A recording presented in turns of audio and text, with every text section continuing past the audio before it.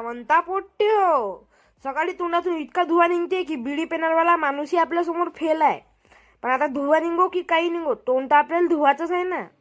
तोंड धुवून त्यानंतर आपण बाहेर आलो तर काय पाहतो तर काय, हा भाऊ तर म्हणे आज बोरवेलच खोदायची आहे म्हणे आपल्याला. मी म्हटलं खोद रे बा.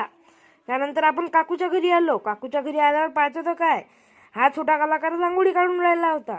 मग मी तिला आपल्या घरी आणलं. घरी आणलं तर तिनं तर मावरच बंदूक ताणली रे बा, आज तर तो मर्डरच करतो म्हणे. म्हणून मी तिला बाहेर आणून सोडलं. ते तर आपल्या बोरवेलच्या कामात अडथळा आणून राहिली होती. म्हणून तिला मी घरी नेऊन सोडलं. मग आपल्याला बी आठवण आली का आंघोळ धुवायची आहे बा. आंघोळ तर होतच बसन. पहिले गुलाबजामुन आणि पनीर खाऊन घेतलं. हो, सस्ते शोषी तर आपण करतच नसतो ना. मग ढोरायले पण आपण त्याच्या शाळेत सोडलं, कारण आज त्यांची पण सकाळून शाळा होती. मग आपण पण आंघोळ करून घेतली आणि आंघोळ करून आपण आपलं सातरवड्याचा वहर पाहायला गेलो. सोयाबीननं लय नुकसान केली होती.